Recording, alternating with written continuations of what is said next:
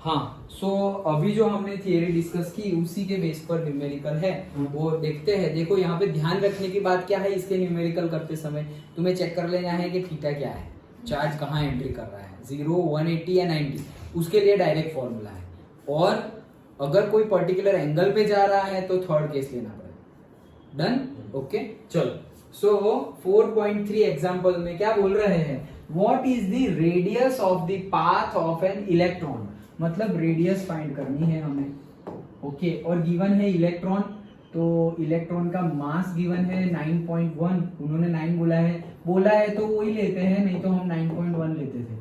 Okay, सो जो बोला है वो ले लेते हैं केजी, एंड चार्ज भी हमें पता ही है, तो charge Q of an electron that is equals to 1.6 into 10⁻⁻19 coulomb. Okay, चलो, तो और क्या है आगे, moving at a speed, speed भी गिवन है। ओके, 3 into 10⁻7 मीटर पर second. In a magnetic field भी गिवन है, बी की वैल्यू भी गिवन है, कितनी है, 6 into 10⁻⁻4 tesla. Okay, perpendicular to it, that is the thing.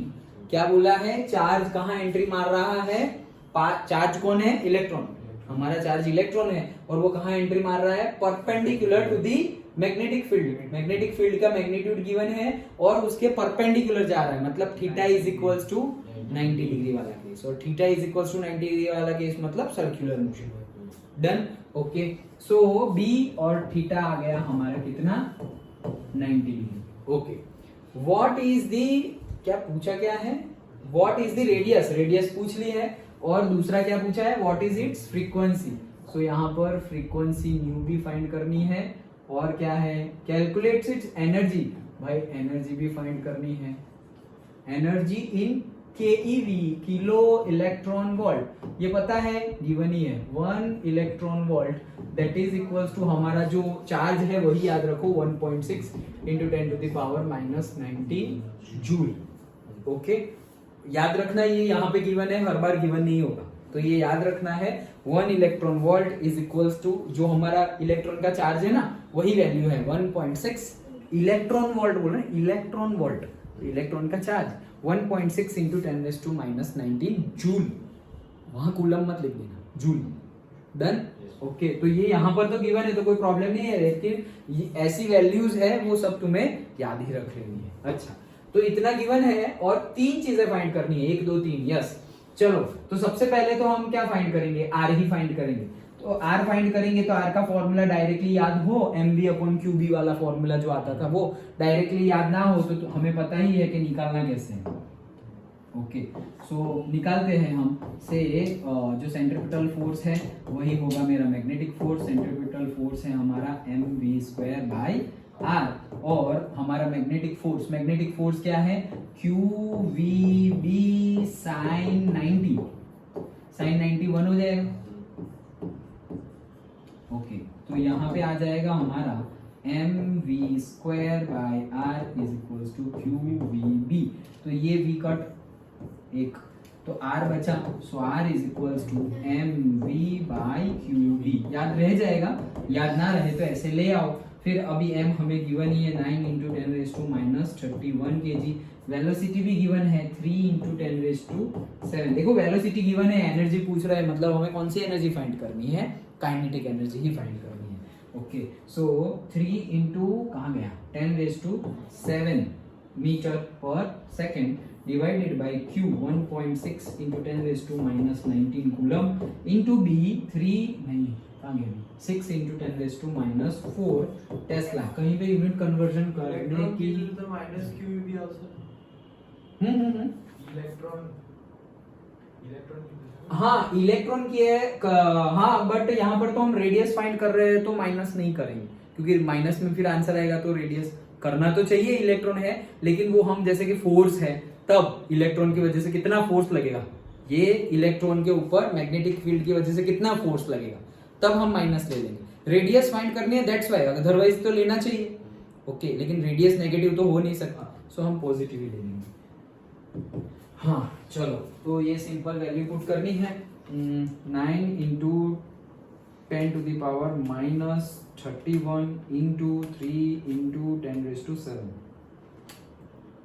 Okay, divided by 1.6 divided by 10 raised to -19 divided by 6 divided by 10 raised to -4. 0.28125 और ये radius है और हमारा केजी है, कूलम्ब है और क्या मीटर पर सेकंड, टेस्ला सब कुछ ऐसा ही में ही है, तो यहाँ हमारा आएगा मीटर। डन। बुक का आंसर आ रहा है क्या? यस। 28 मतलब 28 सेंटीमीटर। हाँ आ गया ना, सेंटीमीटर में करना हो तो क्या आएगा answer? 28.12 centimetre. Done. Okay, so this is our radius. अब फ्रीक्वेंसी तो हमने बोला था टाइम पीरियड का उल्टा। ओके, सो टाइम पीरियड ही फाइंड कर लो, फिर रेडियस फ्रीक्वेंसी फाइंड कर लेंगे। सो टाइम पीरियड हमारा क्या था? सर्कुलर मोशन में t इज इक्वल्स टू, देखो speed is equals to distance upon time, तो time is equals to distance upon speed. So distance क्या है हमारा? 2 पाई r और स्पीड क्या है हमारी? v। Okay, so 2 pi r का formula mv by q B, और ये v तो है ही, करेक्ट? Yes. ये v तो है ही और mv बाई क्यूब बी, तो ये v कट, तो ये हमारा फॉर्मूला क्या है? 2 पाई m अपॉन क्यू बी, और ये टाइम पीरियड का है तो फ्रीक्वेंसी का क्या हो गया? क्यू बी अपॉन 2 पाई m। उल्टा। Yes. ओके, फ्रीक्वेंसी मतलब टाइम पीरियड का उल्टा, 1 अपॉन टी, कि हमें पता है ना क्या? Frequency is equals to 1 by T, second inverse और हर्ट्स। ओके, चलो, सो क्यू क्या है हमारा? चार्ज। अगेन यहाँ पर हम क्या फाइंड कर रहे हैं? यहाँ पर फ्रीक्वेंसी फाइंड कर रहे हैं, तो हम प्लस में ही लेंगे 1.6 इंटू 10 रेज़ टू -19।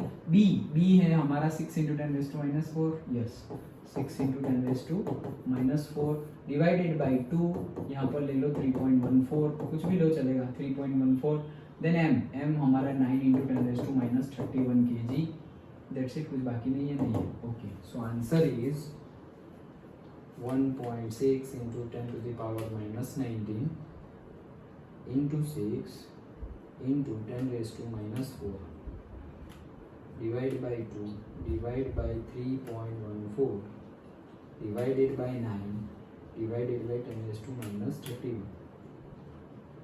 ओहो, बहुत ज़्यादा आया ये तो। क्या ढूंढ रहे हैं हम? फ्रीक्वेंसी -31 और हाँ, तो मैंने क्या किया?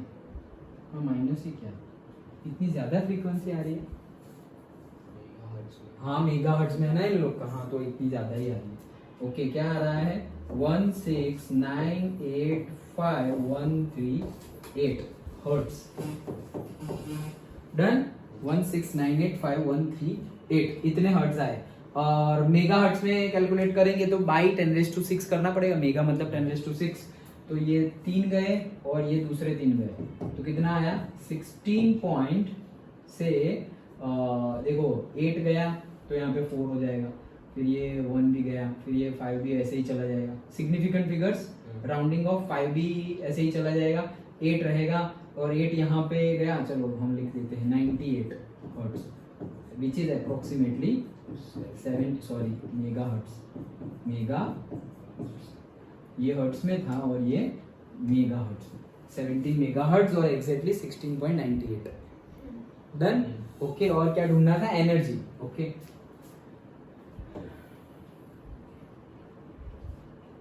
तो ये ही न्यूमेरिकल अगर पूछे 3 मार्क में पूछे तो अलग अलग फाइंड करना सब। ऐसे अगर करोगे डायरेक्टली, देखो ऐसे किया, मतलब मैं ऐसा नहीं बोल रहा हूँ कि हर बार तुम ऐसे आर का फॉर्मूला, हर बार तुम ऐसे टी का फॉर्मूला डिराइव करो, याद ना हो तो करो, लेकिन अलग अलग करना। ऐसे नहीं तुम है ना, बुक जब आंसर लिखते हो तो ऐसे ही खत्म, ये बुक में लिखा हुआ है, वो लोग को सेव करना है पेजेस। ओके, हमें तो भरना है पेजेस, तो अच्छे से स्टेप बाय स्टेप एक ये फाइंड किया, रेडियस, टाइम पीरियड, फिर नीचे अच्छे से स्पेस का यूज करना आंसर बुकलेट में। और वो कब कर सकोगे? जब यहाँ पे प्रैक्टिस करोगे तो। टेस्ट में भी अगर तुम दो तो वैसे ही देना है, स्कूल में, ट्यूशन में, घर पर सेल्फ टेस्ट दे दो तो भी ओके, वैसे ही लिखो जैसे एग्जाम में लिख रहे हो। वो मेंटालिटी वर्क नहीं करती है कि लास्ट मोमेंट पे कर लेंगे, फिर चाहे वो हैंडराइटिंग हो या फिर पेपर्स को लिखने का तरीका हो, लास्ट मोमेंट में कर लेंगे वो होगा नहीं, पहले से मेंटेन करना, क्योंकि ये ऐसी हैबिट्स है जो ऐसे दिनों में नहीं बनती। Okay, it takes time. तो जिसको लंबा टाइम चाहिए उसके लिए तो हमें पहले से प्रैक्टिस करनी पड़ेगी। तो अच्छे से नीट एंड क्लीन लिखो। हमें एनर्जी फाइंड करनी है। So energy, kinetic energy, kinetic energy का हमारा फॉर्मूला है हाफ mv²।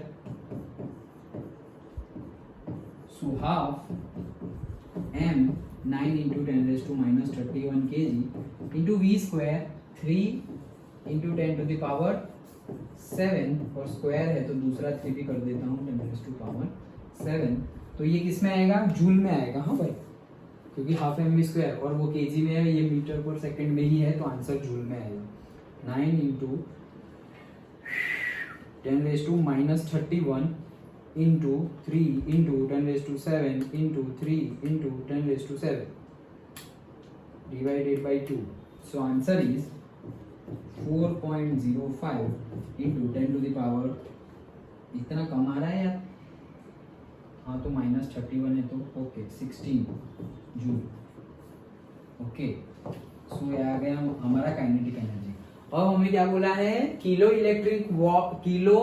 इलेक्ट्रॉन वोल्ट में हमें आंसर चाहिए, जूल में नहीं चाहिए। तो हमें पता है क्या, किलो को बाद में करेंगे, पहले इलेक्ट्रॉन वोल्ट को लाओ। हमें पता है 1.6 into 10⁻⁻19 joule is equals to 1 electron volt होता है। ओके, तो इतने जूल बराबर 1, तो इतना मतलब कितना? 4.05 into 10⁻⁻16 जूल में कितने इलेक्ट्रॉन वोल्ट होंगे? सो द आंसर इज 4 यहाँ जाएगा, डिवाइड करना पड़ेगा। So divided by 1.6 divided by 10⁻⁻19, तो 2531.25 इलेक्ट्रॉन वोल्ट। इतना ज्यादा आया, कोई बात नहीं। और हमें किलो में फाइंड करना है, तो कितना हो जाएगा? किलो मतलब 10⁻3, तो इधर जाना पड़ेगा। 2.53, बस 2 लिखो बहुत हो गया। 2.53 kilo electron volt, this is our answer. 2.5 आ गया ना? Okay, 2.53 kilo electron volt. Done. Okay, तो जो आंसर मिला वो जूल में है, याद रखना। वो भी जूल में कब आएगा? देखो, ज्यादा कुछ चेंज नहीं करेंगे। यहाँ पे कोई एक यूनिट है ना, एसआई में नहीं देंगे। और हमें लगा यार डिट्टो पूछ लिया बुक का न्यूमेरिकल, अरे डिट्टो ही पूछा है लेकिन थोड़ा चेंज है, यूनिट कन्वर्जन करना पड़ेगा, नहीं तो जूल में आंसर नहीं आएगा। और आंसर भी सेम आएगा। अरे 2.5 आ रहा था, अभी मेरा 2500 क्यों आ रहा है, ऐसा लगेगा तुम्हें, क्योंकि यूनिट चेंज करना नहीं, भूल गए हम भूल गए। और उन्होंने तो ऐसे ऐसे बताएंगे ना कि हमें पता भी नहीं चलेगा कि इन्होंने क्वेश्चन को चेंज किया है। ओके, मतलब ऐसे सेम, ये केजी की जगह ग्राम बोल दिया तो गए काम से। केजी की जगह ग्राम बोल दिया तो गए, वैल्यू भी अलग कर देंगे ना। ग्राम में वैल्यू क्या हो जाएगी, यहाँ ग्राम में कन्वर्ट करेंगे तो क्या होगा? 10⁻28 हो जाएगा, -28 हो जाएगा। ओके, तो अब हम -28 लेके करना पड़ेगा पूरा कैलकुलेशन, लेकिन वो ग्राम में आंसर आएगा, तो उसको फिर किलोग्राम में करोगे तो इतना ही आने वाला है ना। So you have to just check, ऐसा बोल रहा हूँ कि ऐसा यूनिट में जब गिवन लिखो तभी चेक कर लो कि कुछ कन्वर्जन करना है या नहीं करना। अंडरस्टूड?